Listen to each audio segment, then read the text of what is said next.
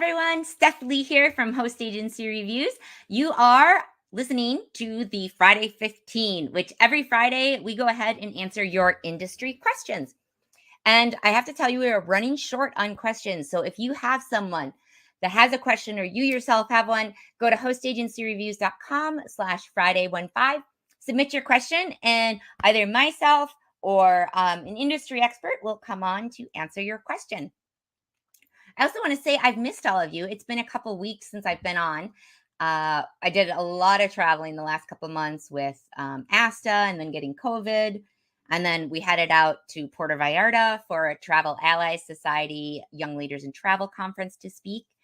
And then the following week, we were at MAST Consortium's Owners Summit speaking there. So that was really fun. And it exhausted me, but I am back now feeling a bit more rejuvenated. So happy to be here today. And we've got a lot of great questions. So I'm going to jump right in. Our first one is from Garesh. And Garesh asks, if I sold an airline ticket only, let's say from DF Dubs to Mumbai, round trip for $1,500, what is my estimated commission? Garesh, that's a really great question. And it seems like I should be able to give you a very simple answer, but there's nothing simple about it because there are so many factors that come into play when we're talking about an airline ticket only. So when it comes in a package, that's a totally different deal. But if we're talking about buying an airline ticket directly, you see what kind of resources we have for you. I'm going to share my screen. All right, Garesh. The first thing for you and anyone else that's interested in learning more about booking airline tickets, I'm going to start you out with some inspiration because my friend Lair Bear is what I like to call him because we've done a podcast interview. So clearly now he has to have a awkward pet name from me. All right. So if we're on the site and we go to resources and then the podcast, search the podcast for Lair Bear. I wonder if I put it in there as Lair Bear. No, I didn't. Okay, so you have to search Larry, Lary, just one R. And that will pull up Larry's. His is episode 17 of Travel Agent Chatter. So if you're in the podcast right now and listening to it, this should be in the podcast feed as volume 17. But Larry is really inspirational. He used to work at WestJet as doing the airline pricing and revenue. So he knows a lot about how the back end works, how the pricing works. And he started his own agency and he charges between $60 to $500 per ticket in fees. He also has a bunch of clients that are on monthly retainers. So he gives a lot of great tips, especially if you're not super familiar with air only or like, how can anyone even monetize this? Lair Bear is your man and he will teach you a lot because he taught me a lot. So that's the first thing. We'll start with inspiration. Then let's see what we can move into. All right, Garesh. Let me see. Let's start with talking about airline fare types. We're really going into the weeds here. So if you type in airline fare types in the search box, that will take you to our article on understanding airline fare types. And it talks a little bit about how the pricing works. And so you can get a big picture view of that.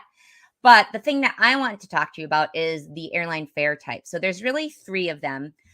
Two of them are going to pertain to you, and that is published fares and private fares. So with published fares, what you're looking at is these are public to anybody. They're sold through the airlines directly. A travel agency, every travel agency can access these published fares. So that's what you're used to. Private fares are something that the airlines have worked out with different entities within the travel industry. So it could be a travel agency, either online or a more traditional travel agency. It can be air consolidators. And air consolidators they're wholesalers of air. So it's companies that come in and they say, listen, Delta Airlines, I want to buy this amount of inventory from you at this pricing. They come up with a price that works for both of them. This means that the consolidator has this inventory at prices typically lower than the published fare, and they're able to mark it up. They also take on all the risks. So if they don't sell all those tickets, they're kind of held with the bag for that. So private fares are what you're going to be looking for because that's where the commission comes in, Garesh. So I'm still on your question. We just have to do a little background for you. All right, so we're looking at private fares. Then what I want to take a look at is travel agent commissions article. So if you type travel agent commissions into the search field, that'll take you to our travel agent commissions article. We'll link to all of these in case anyone's trying to keep up. Up at the top is our article highlights, and that's essentially our table of contents. So I want you to click on the airline commissions section, and that's going to tell you more about the airline commissions, because a lot of things in travel are, if you're selling a cruise, I can tell you it'll probably be between 0 and 16% on an ocean cruise are what you can expect, and that those are based on the sales volume, how much you sell of the product. Now, if we're talking about let's see, what would be like a hotel, just a hotel only, 10% is usually what you're going to get. When it comes to air, it's a whole different field because of those private fares we were talking about. So 2 places you can book private fares. So one is going to be with a consolidator. Those are, again, going to be those airline wholesalers with the private contracts. And they can make commission in 2 ways from that, or they can make money 2 ways from that. The first is it can be a commissionable ticket, so you get a commission. And then the second one is if they get a net rate, they can mark it up based on whatever the public rate is right now. There's also, besides consolidators with those private fares, there's also going to be airline contracts. And that's something that your host agency may have on their own, or they may get it through another agency, or they may get it through their consortia or their consortium. And I'll link to an article on consortiums if you're not familiar with them. But those are where you can get the money from booking international tickets. Now, the reason I can't tell you exactly how much it is because it really varies on which private fares you have access to. Not every host agency has access to the same fares. Consolidators may have different fares too, and it may be better to book with them. So it's really all about shopping around when you have it. But I will say there's other factors that come into play with these contracts. So if you're booking the main cabin class, that's a lot less likely to have commission or to be able to make a markup than if someone's booking first and business class. Typically, what you're looking at is going to be between 10 and 22% commission on the commissionable tickets. So there's things that the airlines are looking for. There'll be things like, what's the time of year they're flying? Maybe the airline contracts during high season don't pay commission. Or what are the city pairs? For you, Garesh, you're talking DF Dubs to Mumbai. If you're doing like thousands of flights from that every year, you can definitely get, you're doing a decent amount of business and can get some commission on that most likely. It may be which airline you're booking with. So there's a lot of different things that come into play. Definitely the class of service is one of the big ones though. So the other thing to know about contracts, especially air contracts, is they're very closely held secrets. So you're not going to see those published anywhere. With consolidators, you'll be able to like call and log into their portals and see some information. But as a general rule, if you call up a consortium or you call up a host agency and ask them to send over their commissions, their airline commission contracts, no one will do it. But what you can do and you could try is on the site, because yours is such a specific query, because you're looking for essentially DFW to Mumbai, you probably have an idea if there's going to be any first or business class within there. You could leave a message on the host agency's profiles in here. So if we just click on one really quick, if we click on Nexion, the question and answer section is located on one of the bars on the profiles. If you click on that, and you can ask a question there, and you can ask, hi, I'm looking to do some ethnic travel. And what that means is, for instance, in Minneapolis, there's a really big Hmong population that goes back home to Southeast Asia quite frequently. And a couple blocks from my house, there is a travel agency that specializes in pretty much air only to Southeast Asia from Minneapolis. So that's ethnic travel, where your community maybe originated from somewhere outside the States, and you're doing airline tickets for them to go back home and visit family. So you can ask a question in there, and you can say, I'm looking to book airline tickets from DFW to Mumbai. Do you have any contracts where I could get commission on that. And you can write that. The nice thing about this is you can do it in the middle of the night and you don't have to have their office hours open. And people might get back to you. So that's something you could try. But in general, it's very hard to say without knowing more about the details of the bookings, Garesh, but hopefully that gives you a really strong background on what's going on with airline tickets and why they're so complicated. Let's see. Other question. Whew, that was a doozy. All right. Next question comes in from Dorothy. This is another one where it seems really simple, but it's not. So Dorothy asks, hi, what are the steps in becoming a host agency? So a host agency is someone that allows other agencies, independent contractors, to use their accreditation number. So Dorothy, the first thing you need as a host agency is your own accreditation number. So I'm going to link to our article on accreditation options. But the other thing that I think it'd be a really long answer to tell you exactly how to become a host agency. The big thing is you need to have an accreditation number. The other thing you need to be aware of, and something I would be really concerned about for you, Dorothy, is fraud. Host agencies are a huge target of fraud. When I worked on my parents' agency, we were hit with 6-digit fraud. I can't remember, it was like $250,000 or $500,000, but you are a target for the fraudsters that are out there, and they know how to work the system. No matter how small you are, we weren't very big at the time. They found us, and they do phishing schemes to get that information from you.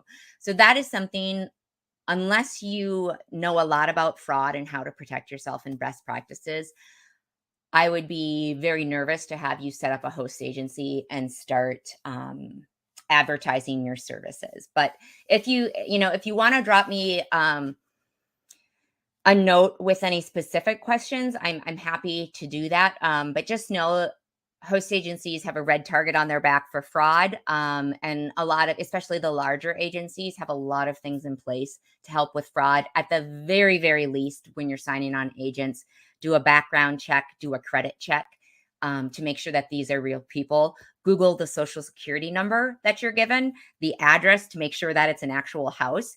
The social security number of the person that committed fraud at my parents' agency, if only I would have just Googled the social security number, because it was in a stolen database of people whose identities had gotten stolen. That would have been a big red flag for me, but I didn't do that. So those are some things to be aware of, Dorothy. Hope that helps you. By the way, everybody, I didn't tell you this, but I won 2 tickets to Vienna through, well, hold on, I'm going to share my screen. So Tour Radar, I'm not sure if anyone's familiar with them, but they're kind of like they do tours, kind of like a Viator, but they are having their, on our events calendar, if you haven't taken a look, there's probably like 50 different travel industry events. So it's well worth checking out. It's the best one out there. But they have their Adventure Together event, and it's virtual as well as hybrid. So it's in Vienna, but October 18th. And they asked me to like sign up, and I was like, cool, yeah, I'd love to watch it virtually. And they were giving away 2 tickets to Vienna, and I won, which is the first thing I've ever won in the travel industry after 15 plus years. So you can imagine that I was super excited. So if anyone's interested in adventure travel, this is a great event to check out. You can do it from the comfort of your home. So that was just my way of somehow fitting in that I won 2 tickets to Vienna, because it's so exciting. Oh, okay. Last question here. All right. Our question comes from Golden U, and Golden U says, happy weekend. Hope the work is going well. I believe besides the work, the travel you got in is also good fun. Very true. Knowing how much to commit into the agency business to get it running will really help me ascertain how far I can go. Does $150 for the ASTA roadmap to becoming a travel advisor course get the business running, or how much do I need? Thanks and warm regards, Golden U. All right, great question there. It's going to take more than $150. So the ASTA course that we're talking about, the roadmap to becoming a travel advisor, let me all right, so hold on just a second. Roadmap to becoming travel advisor course. I'm just Googling this in ASTA, or Toot toot. Well, that's unfortunate. Oh, here we go. All right. So this one, normally it's $2.99. If you use the HAR code, you can get it for half off. So the code is HAR149. And that'll save you $150. But this is essentially just a course that walks you through the different pieces of the industry, how they all fit together, gives you some tips on booking, but it's not going to start your agency. This is just an investment in learning how things work and to see if it's a good fit for you.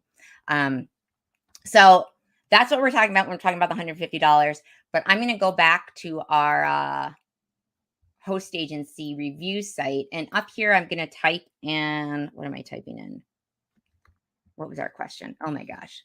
I'm I'm having a huge brain spacing out here. Okay, we were talking about travel agency costs. All right. So if we type in travel agency startup, let's see. Travel agencies, startup costs. Okay. So type in travel agency startup costs in the search field, and this pulls up something that's really helpful. So we use this info that we get from our annual survey. So for those of you that take that, thank you so much. This information is essential in helping people join the industry and having a better idea of what the costs are. So what we're looking at here is this is from 2021. For hosted travel advisors, the average startup cost is $3,982. Um, that gets skewed a little bit because there are franchises that are hosted, and franchises cost between like $10,000 and $30,000. So if you look at something like the median, um, or the mode, that's a little bit more helpful. So the mode is the most common answer that people put in, and that's $1,000, which I think is about reasonable. If you're really bootstrapping it and being super scrappy about things, you could do it for $1,000. But again, higher end of things, people can spend tens of thousands of dollars on getting started. So it really depends on how scrappy you are, and what kind of things you're looking for. So I hope that answers your question. And let's see, I think that's all we've got for this week. So thank you everyone for joining me this beautiful Friday, Fall Friday. I will be back next week. And don't forget, we are running low on questions. So if you have any, go to hostagencyreviews.com/Friday15. Or if you don't have any questions, you can go ahead and leave us a review on the podcast or give a thumbs up on YouTube. So thank you everyone. Have a great weekend and we'll talk to you soon.